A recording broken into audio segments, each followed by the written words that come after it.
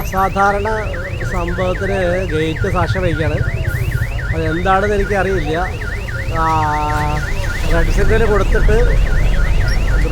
കൊടുത്തിട്ടാണ് വണ്ടി വിടുന്നത്.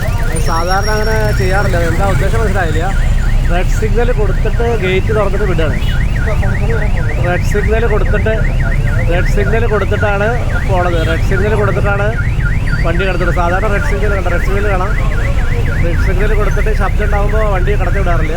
ഇതൊരു അസാധാരണ സംഭവമാണ്. ഇതിന് പ്രസക്തി ഞങ്ങളുടെ പാലത്തറ ഗേറ്റാണിത്. ഇപ്പോൾ സമയം 12:25. ഈ സമയത്താണ് ഇങ്ങനെ സംഭവം. റെഡ് സിഗ്നലാണ് കൊടുത്തിരിക്കുന്നത്. റെഡ് സിഗ്നൽ കൊടുത്തിട്ടാണ് വണ്ടി വിടുന്നത്. ഞങ്ങളൊക്കെ വണ്ടിയിൽ ഇരിക്കുന്നുണ്ട്. ഇതൊരു അസാധാരണ സംഭവമാണ്. ഒരു സംഭവം ഇതുവരെ നമ്മൾ കാണാത്തതാണ്. പക്ഷേ റെഡ് സിഗ്നൽ കൊടുത്തിട്ടാണ് വണ്ടി കിടക്കുന്നത്. റെഡ് സിഗ്നലുണ്ട്.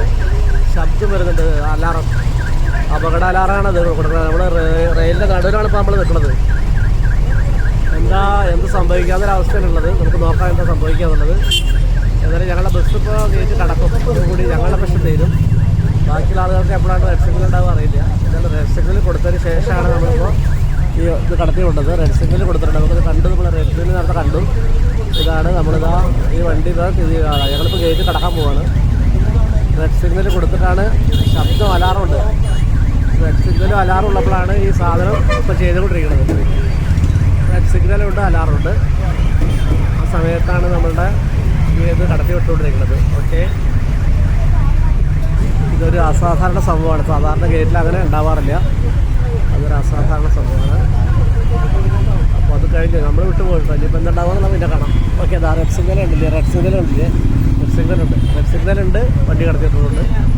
ഓക്കെ, വണ്ടി എത്രയുണ്ട്. ഓക്കെ, അപ്പോൾ നല്ല തിരക്കാണ് ഇവിടെ ഉള്ളത്. പാലത്തറ ഗേറ്റ് കേട്ടോ.